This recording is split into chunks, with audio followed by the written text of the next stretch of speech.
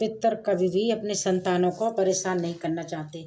वो दयालु होते हैं, लेकिन संतानों की उपेक्षा से पितर दुखी हो जाते हैं, क्योंकि संतान के द्वारा श्राद्ध कर्म और पिंडदान आदि करने पर उन्हें तृप्ति मिलती है और वे अपनी संतानों को धन दान और खुश रहने का आशीर्वाद देते हैं। पितर ये कभी नहीं चाहते कि उनकी संतानें उनको तृप्त करने के लिए बहुत कुछ करें, बल्कि वो तो थोड़े ही श्रद्धा भाव के थोड़े को ही बहुत खुशी के साथ स्वीकार करते हैं। कहा जाता है कि श्रद्धा के बिना श्राद्ध अधूरा होता है, और इसी श्राद्ध पक्ष से जुड़ी है। हर दिन आपको पितृपक्ष के दिनों में इन कथाओं को जरूर सुनना चाहिए, जिससे पितृ भी तृप्त होते हैं और अपनी सामर्थ्य के अनुसार कुछ न कुछ दान भी देना चाहिए। पितृपक्ष 16 दिनों के ही क्यों होते हैं, उसे कम या ज़्यादा क्यों नहीं होते? तो इसके बारे में जो सबसे प्रचलित कथा है वो महाभारत काल से जुड़ी है, और सारी कथाएं घूम फिर कर इसी बात पे आ जाती हैं कि जीवन में दान करने का कितना बड़ा महत्व है। कितना बड़ा पापी क्यों ना हो, अगर उसने अपने जीवन में अपने पापों का प्रायश्चित करे हुए दान करा है। और दानों में भी सबसे श्रेष्ठ है अन्न का दान।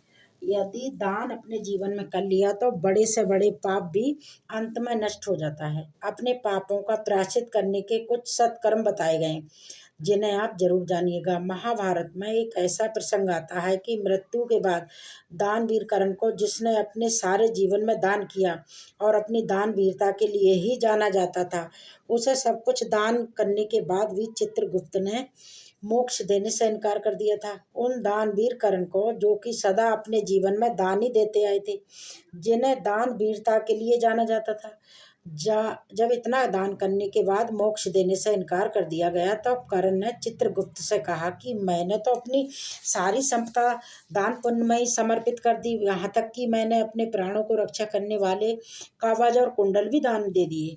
फिर हे चित्रगुप्त, मुझ पर यह कैसा रण क्षेत्र है?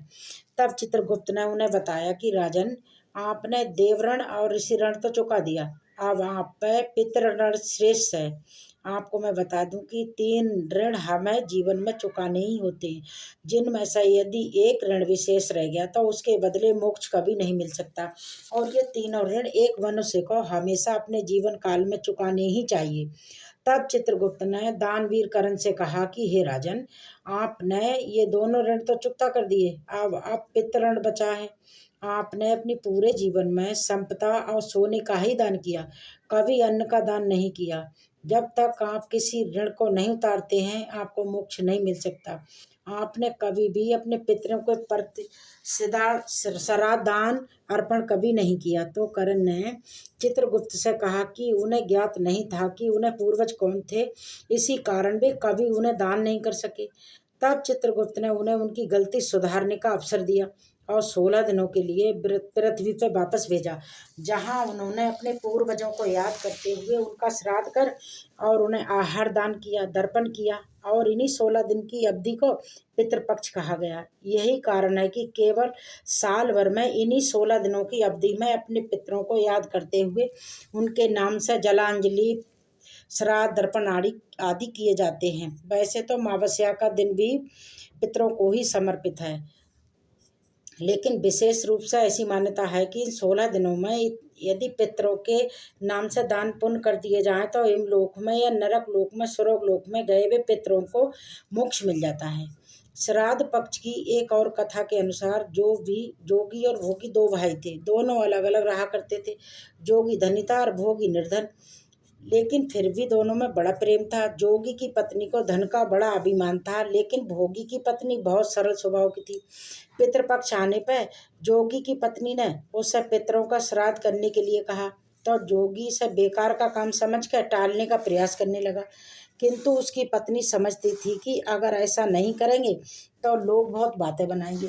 फिर उसे अपने मायके वालों को दावत और बुलाने का, शान दिखाने का उचित अवसर भी जान पड़ा, तो वो अपने पति से बोली कि आप शायद मेरी परेशानी के कारण ऐसा कह रहे हैं, लेकिन मुझे इसमें कोई परेशानी नहीं होगी। मैं काम करने के लिए भोगी की पत्नी को बुला लूँगी और हम दोनों मिलकर सारा काम कर लेंगी।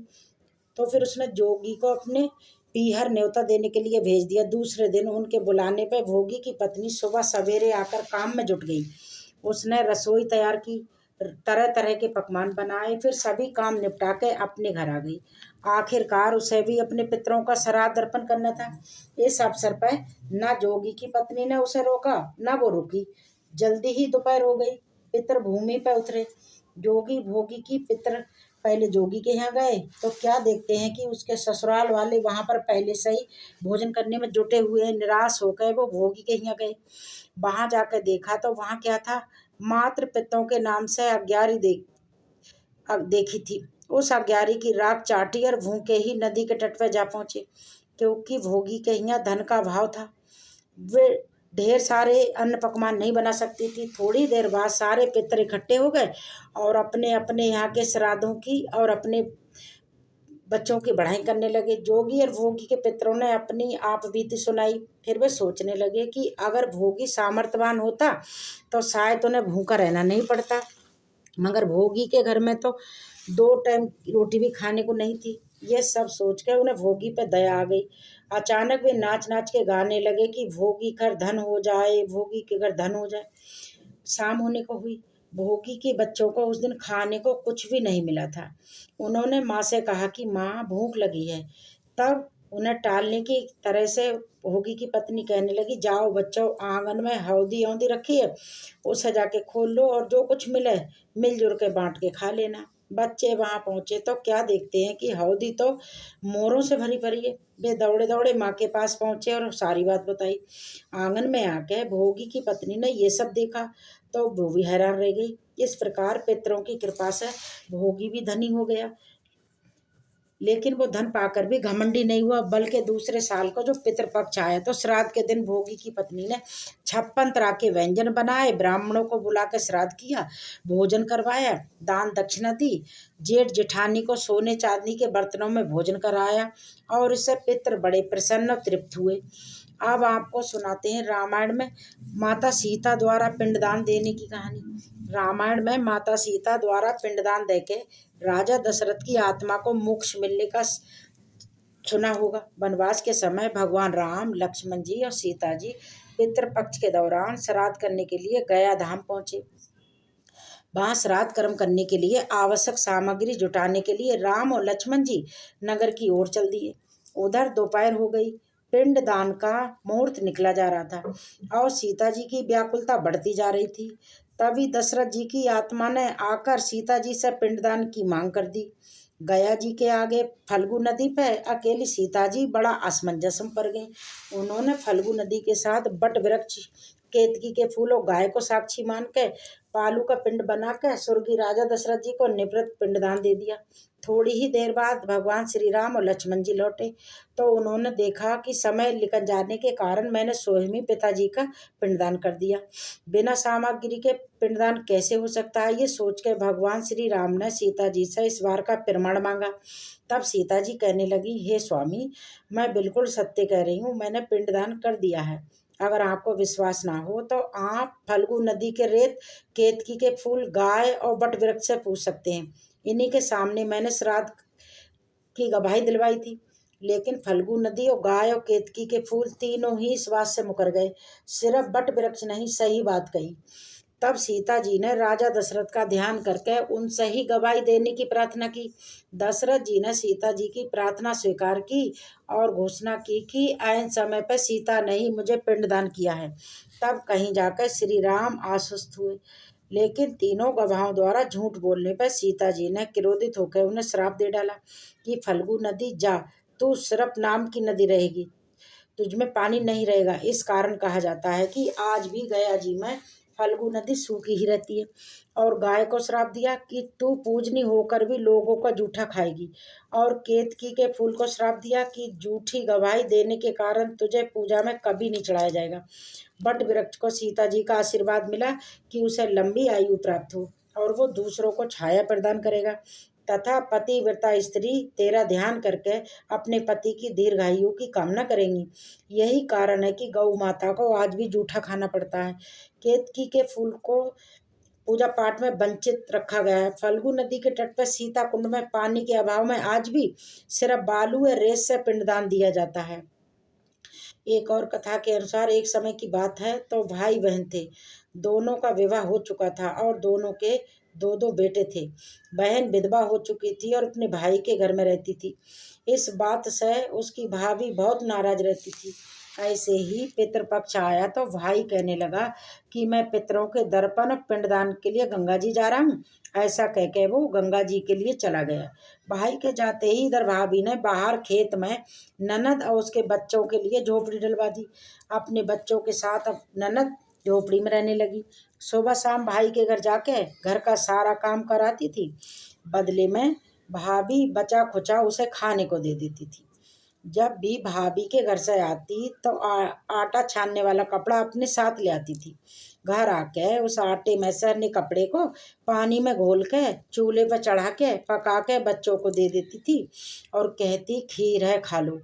ऐसे ही समय बीतने लगा। एक बार भाभी ने उसको एक कपड़ा ले जाते देख लिया तो बोली, बाई जी, आटा छानने का कपड़ा कहाँ ले जा रही हो? इसे यहीं छोड़ के जाया करो। उसने वैसा ही किया। उस दिन भाभी ने उससे बचा खुचा भोजन भी नहीं दिया और बोली, कल तुम्हारी माँ का श्राद्ध है, बिना बुलाए तो आना मत और आंगन में लगाइए पीपल का पेड़, अगर अपनी जगह से हिले तो आ जाना।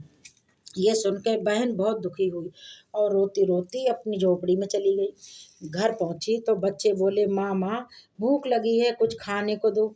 वो बच्चों को बोली, बेटा आज हम सबका उपास है, इसलिए आज भूखे ही सो जाओ। अगले दिन बच्चे बोले, माँ मामी ने कहा था कि आज तो नानी का श्राद्ध है, तो चलो वहाँ चलते हैं। तो वो बोली, बेटा मामी ने कहा था कि आंगन का पीपल का पेड़ अगर अपनी जगह से हिले तो आ जाना। तो बताओ, कभी पेड़ हिलता है? पत्ते हिलते हैं, टहनियाँ हिलती हैं, कभी पेड़ को हिलते देखा है? उसने बच्चों को समझाया कि बच्चों, बिना बुलाए कहीं नहीं जाना चाहिए। शाम हुई तो उसके भतीजे आए और बोले, बुआ माँ ने भोजन भेजा है। उसने देखा तो भोजन के नाम पर 2 सूखी रोटियों के ऊपर थोड़े से चावल रखे थे। ये देख के उसे बहुत क्रोध आया और अपने बच्चों से बोली कि इसे झोपड़ी के ऊपर फेंक दो। और वो भूखे ही अपने बच्चों को लेकर सो गई। सारी रात गंगा माँ को याद करती रही और बोली, हे गंगे माँ, मेरे भाई की रक्षा करना, वो हमारी रक्षा करेगा। अगले दिन भाभी आई और बोली, बाई जी, कल तुम्हारे पिता का श्राद्ध है, बिना बुलाए आना मत, लेकिन आंगन का पीपल का पेड़ हिले तो आ जाना। अगले दिन भी वो भाभी के घर नहीं गई। शाम को फिर उसके भतीजे आए और 2 सूखी रोटी और चावल के साथ दे गए। उसने फिर से सूखी रोटियां और चावल झोपड़ी के ऊपर फेंक दिए और भूखे ही बच्चों को लेकर सो गई। सारी रात रोती रही और माँ गंगा से प्रार्थना करती रही। इसी तरह पितृपक्ष के 16 दिन बीत गए और उसका भाई वापस आया तो उसने देखा उसके घर के आंगन में कीचड़ ही कीचड़ भरा है। वो अपनी पत्नी से पूछने लगा कि यह कैसा कीचड़ है, मेरी बहन और भांजी कहाँ हैं? तो उसकी पत्नी बोली, श्राद्ध के पूरे 16 दिनों तक मैंने तुम्हारी बहन और तुम्हारे भांजों के पैर कच्चे दूध से धोए, इसीलिए यहाँ कीचड़ हो रही है। तुम्हारे पीछे से मैंने उनकी खूब सेवा की है, खीर पूड़ी खिलाई, फिर भी वो मुझसे नाराज होकर खेत में झोपड़ी डाल के रह रही है। भाई खेत पर पहुंचा तो वो देखता है कि वहाँ तो कोई झोपड़ी नहीं थी, बल्कि वहाँ तो एक आलीशान महल बना हुआ था, जिसके आंगन में उसके भतीजे खेल रहे थे। उसने जाके अपनी बहन से कहा, बहन ये सब क्या है? तब उसने अपने भाई को सारी बात बताई और बोली, भाई, जो तेरे आंगन में कीचड़ है वो कच्चे दूध से नहीं, बल्कि भाभी के व्यवहार से, जो मैं दिन रात रोती थी, उन आंसुओं का कीचड़ है। माता पिता के श्राद्ध पर भाभी ने कहा कि पीपल का पेड़ हिले तो आ जाना, बिना बुलाए मत आना। पीपल का पेड़ तो हिला नहीं, इसलिए हम भी नहीं गए और शाम को उन्होंने रोज 2 रोटी और चावल भिजवा दिए, जिससे गुस्से में मैंने झोपड़ी के ऊपर फेंक दिए। माता पिता के आशीर्वाद तेरे साथ और माँ गंगा की कृपा से ये सूखी रोटियां सोने में और चावल हीरे मोती में बदल गए, जिसके प्रभाव से ये सब हुआ है। भाई ने अपनी बहन से अपनी पत्नी की गलती की माफ़ी मांगी और घर चलने को कहा। तब बहन बोली, भाई, गंगा मैया ने तेरी रक्षा की और तू हमारी रक्षा करेगा, लेकिन अब हम यहीं रहेंगे। ये सुन के भाई ने अपने माता पिता को याद किया और बोला, मेरे पितरों ने जैसे मेरी बहन और भांजों की रक्षा की, उनके दुख काटे, वैसे ही सबके काटना, सबकी रक्षा करना। कहानी को कहने वाले, सुनने वाले और हुंकार भरने वाले सब पे कृपा करना। तो ये थी श्राद्ध कर्म की कथा। अपने अपने पितरों को सब तृप्त करना और अपने भाग्य उदय करना। इन 16 दिनों में अवसर है भाग्योदय करने का।